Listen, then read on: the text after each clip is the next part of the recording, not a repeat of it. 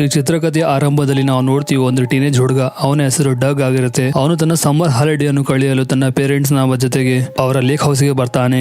ಇಲ್ಲಿ ಇವನು ಬಂದ ಕೂಡಲೇ ಒಬ್ಬ ಸ್ನೇಹಿತನನ್ನು ಮಾಡ್ಕೊಂತಾನೆ. ಅವನ ಹೆಸರು ಕಾರ್ಸನ್ ಆಗಿರುತ್ತೆ. ಡಗ್ ತನ್ನ ಪಾಕೆಟ್ ಮನಿಗಾಗಿ ಕಾರ್ಸನ್ ಜೊತೆಗೆ ಒಂದು ಪಾರ್ಟ್ ಟೈಮ್ ಜಾಬ್ ಮಾಡಲು ಶುರು ಮಾಡ್ತಾನೆ. ಇವನ ಲೈಫ್ ಸಿಂಪಲ್ ಆಗಿ ಚೆನ್ನಾಗಿ ನಡೀತಾ ಇತ್ತು. ಆದರೆ ಒಂದು ದಿನ ಲೀನಾ ಎಂಬ ವಿವಾಹಿತ ಮಹಿಳೆ ಡಗ್ ನ ಮನೆ ಹತ್ರ ಶಿಫ್ಟ್ ಆಗ್ತಾಳೆ. ಅವನ ಗಂಡ ಇಲಿಯಟ್ ಹಾರ್ಪರ್ ಒಂದು ಶ್ರೀಮಂತ ಇನ್ವೆಸ್ಟ್ಮೆಂಟ್ ಬ್ಯಾಂಕರ್ ಇರ್ತಾನೆ ಮತ್ತು ಅವನ ಸೀಲ್ ಬೋಟ್ ಬಿಸ್ನೆಸ್ ಇರುತ್ತೆ. ನಮ್ಮ ಚಿತ್ರಕಥೆಯ ಹೀರೋ ಡಗ್ ಲೀನಾಳನ್ನು ನೋಡಿದಾಗ ಅವನ ಮನಸ್ಸು ತಲ್ಲಣಗೊಳ್ಳುತ್ತೆ ಮತ್ತು ಅವಳನ್ನು ಕದ್ದು ಕದ್ದು ನೋಡಲು ಶುರು ಮಾಡ್ತಾನೆ. ಡಗ್ ತನ್ನ ಸೈಕಲ್ ರಿಪೇರಿ ಮಾಡುವ ನೆಪದಲ್ಲಿ ಅವಳನ್ನು ನೋಡ್ತಾನೆ ಮತ್ತೆ ಲೀನಾಗೆ ಕಾರ್ ಸ್ಟಾರ್ಟ್ ಮಾಡಲು ಸಹಾಯ ಮಾಡುವ ನೆಪದಲ್ಲಿ ಅವಳ ಹತ್ರ ಹೋಗ್ತಾನೆ. ಹೀಗೆ ಡಗ್ ಒಂದಲ್ಲ ಒಂದು ನೆಪ ಮಾಡಿ ಅವಳ ಹತ್ರ ಹೋಗಲು ಪ್ರಯತ್ನ ಮಾಡ್ತಾನೆ. ಒಂದು ದಿನ ಲೀನಾಳ ಹಸ್ಬೆಂಡ್ ಇಲಿಯಟ್ ಹಾರ್ಪರ್ ಡಗ್ ನನ್ನು ಮನೆಗೆ ಕರೀತಾನೆ. ಆವಾಗ ಡಗ್ ನ ಪೇರೆಂಟ್ಸ್ ಕೂಡ ಜೊತೆಯಲ್ಲಿರ್ತಾರೆ. ಇವರು ಮಾತನಾಡುವಾಗ ಇಲಿಯಟ್ ಗೆ ಗೊತ್ತಾಗುತ್ತೆ ಡಗ್ ಗೆ ಸೀಲ್ ಬೋಟ್ ಬಗ್ಗೆ ನಾಲೆಜ್ ಇದೆ ಅಂತ.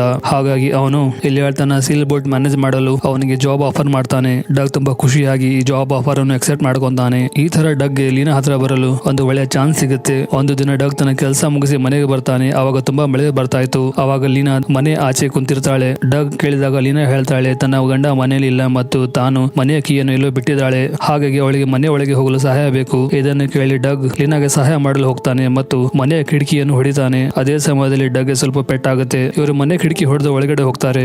ಅವಾಗ ಮಾತಾಡ್ತಾ ಲೀನಾ ಡಗ್ ನ ಗಾಯ ಚೆಕ್ ಮಾಡ್ತಾಳೆ ಮತ್ತು ಅವಳ ತುಂಬಾ ಹತ್ರ ಹೋಗ್ತಾಳೆ.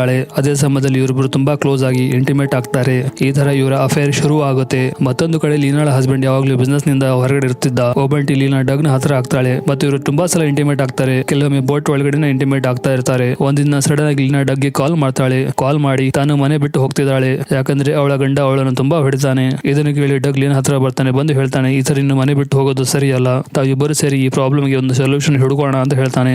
ಮಾರನೇ ದಿನ ಡಗ್ ಲೀನಾಳನ್ನು ನೋಡಲು ಅವಳ ಮನೆಗೆ ಹೋಗ್ತಾನೆ. ಆವಾಗ ಮನೆಗೆ ಹೋದಾಗ ಲೀನಾ ತುಂಬಾ ಭಯದಲ್ಲಿದ್ಲು ಮತ್ತು ಪಕ್ಕದಲ್ಲಿ ಇಲಿಯಾಟ್ ನ ಡೆಡ್ ಬಾಡಿ ಬಿದ್ದಿತ್ತು. ಇದನ್ನು ನೋಡಿ ಡಗ್ ತುಂಬಾ ಶಾಕ್ ಆಗ್ತಾನೆ ಮತ್ತು ಲೀನಾಗೆ ಕೇಳ್ತಾನೆ. ಅವಾಗ ಲೀನಾ ಹೇಳ್ತಾಳೆ ಅವಳ ಗಂಡ ಅವಳನ್ನು ತುಂಬಾ ಹೊಡಿತಾ ಇದ್ದ ಮತ್ತು ಅವಳು ತನ್ನನ್ನು ಅವನಿಂದ ರಕ್ಷಿಸಿಕೊಳ್ಳಲು ಅವನನ್ನು ಹೊಡೆದು ಮತ್ತು ಅವನು ಅಕಸ್ಮಾತ್ ಆಗಿ ಸದ್ದು ಹೋದ.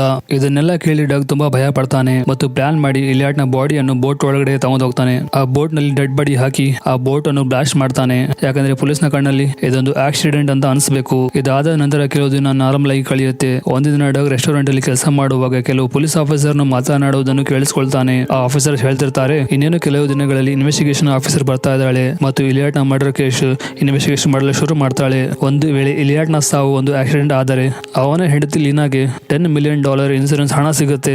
ಅದಾದ ನಂತರ ಇನ್ನು ಮುಂದೆ ನಾವು ನೋಡ್ತೀವಿ ಇನ್ವೆಸ್ಟಿಗೇಷನ್ ಆಫೀಸರ್ ಆಂಜಿ ಇಲಿಯಾಟ್ ನ ಮನೆ ಕಡೆ ಹೋಗ್ತಾಳೆ. ಇನ್ವೆಸ್ಟಿಗೇಷನ್ ಮಾಡೋ ಟೈಮಲ್ಲಿ ಲೀನಾಗೆ ವಿಚಾರಣೆ ಮಾಡ್ತಾಳೆ. ಅವಾಗ ಲೀನಾ ಡಗ್ ಯಾವ ತರ ಹೇಳಲು ಹೇಳಿದ್ನೋ ಅದೇ ತರ ಆಫೀಸರ್ ಗೆ ಎಕ್ಸ್ಪ್ಲೇನ್ ಮಾಡ್ತಾಳೆ. ಮತ್ತು ಲೀನಾ ಮತ್ತು ಆಫೀಸರ್ ಮಾತನಾಡೋದನ್ನು ನೋಡಿ ಡಗ್ ತುಂಬಾ ಭಯ ಪಡ್ತಾನೆ. ಮತ್ತೆ ಮುಂದೆ ನಾವು ನೋಡ್ತೀವಿ ಕೆಲವು ಆಫೀಸರ್ಸ್ ಇಲಿಯಾಟ್ ನ ಮನೆಗೆ ಬಂದಿರ್ತಾರೆ. ಅವರು ಸಾಕ್ಷಿಯನ್ನು ಕಲೆ ಹಾಕಲು ನೋಡ್ತಿರ್ತಾರೆ. ಅದೇ ಸಮಯದಲ್ಲಿ ಇನ್ವೆಸ್ಟಿಗೇಷನ್ ಆಫೀಸರ್ ಆಂಜಿಯ ಕಣ್ಣು ಮುರಿದು ಬಿದ್ದ ಕಿಟಕಿಯ ಮೇಲೆ ಬೀಳುತ್ತೆ. ಅಲ್ಲಿ ಅವಳಿಗೆ ಆ ಗ್ಲಾಸ್ ನಲ್ಲಿ ಕೆಲ ಬ್ಲಡ್ ಸ್ಯಾಂಪಲ್ ಸಿಗುತ್ತೆ. ಆ ಬ್ಲಡ್ ಸ್ಯಾಂಪಲ್ ಡಗ್ ಆಗಿರುತ್ತೆ. ಆವತ್ತು ಅವನು ಲೀನಾಗೆ ಮನೆ ಒಳಗೆ ಹೋಗಲು ಸಹಾಯ ಮಾಡಿದ್ದ. ನಂತರ ಆಫೀಸರ್ ಆಂಜಿ ಬ್ಲಡ್ ಸ್ಯಾಂಪಲ್ ಅನ್ನು ಲ್ಯಾಬ್ಗೆ ಕಳಿಸ್ತಾಳೆ. ನಂತರ ಮಾರನೇ ದಿನ ಲೀನಾ ಮತ್ತು ಡಗ್ ಬೋಟ್ ಹೌಸ್ ಅಲ್ಲಿ ಮೀಟ್ ಆಗ್ತಾರೆ. ಅಲ್ಲಿ ಬಂದು ಲೀನಾ ಹೇಳ್ತಾಳೆ ಅವರಿಬ್ಬರು ತಮ್ಮ ಫೋನ್ ಅನ್ನು ಬಚ್ಚಿಡಬೇಕು. ಯಾಕಂದ್ರೆ ಒಂದು ವೇಳೆ ಫೋನ್ ಪೊಲೀಸ್ ಆಫೀಸರ್ ಸಿಕ್ಕಿದ್ರೆ ಅವರಿಬ್ಬರ ಅಫೇರ್ ಬಗ್ಗೆ ಗೊತ್ತಾಗುತ್ತೆ ಮತ್ತು ಇಲಿಯಾಟ್ ನ ಸಾವಿನ ಸಂಶಯ ಅವರ ಮೇಲೆ ಬರುತ್ತೆ. ಲೀನಾಳ ಈ ಮಾತು ಡಗ್ ಒಪ್ಕೊಂತಾನೆ ಮತ್ತು ಇವರಿಬ್ಬರು ಅಲ್ಲೇ ತಮ್ಮ ಫೋನ್ ಅನ್ನು ಬಚ್ಚಿಡ್ತಾರೆ. ಇನ್ವೆಸ್ಟಿಗೇಷನ್ ಸಮಯದಲ್ಲಿ ಇಲಿಯಾಟ್ ನ ಬೋಟ್ ಹೌಸ್ ನಲ್ಲಿ ತುಂಬಾ ಫಿಂಗರ್ ಪ್ರಿಂಟ್ ಸಿಗುತ್ತೆ. ಅವಾಗ ಇನ್ವೆಸ್ಟಿಗೇಷನ್ ಆಫೀಸರ್ ಆಂಜಿಗೆ ಡಗ್ ಮೇಲೆ ಸೀದಾ ಸಂಶಯ ಬರುತ್ತೆ. ಅವಾಗ ಆಫೀಸರ್ಸ್ ಡಗ್ ನ ಮನೆಗೆ ಬರ್ತಾರೆ ಮತ್ತು ಅವನ ಫಿಂಗರ್ ಪ್ರಿಂಟ್ಸ್ ತಗೊಂತಾರೆ. ಅದೇ ಸಮಯದಲ್ಲಿ ಆಫೀಸರ್ ಆಂಜಿ ಹೇಳ್ತಾಳೆ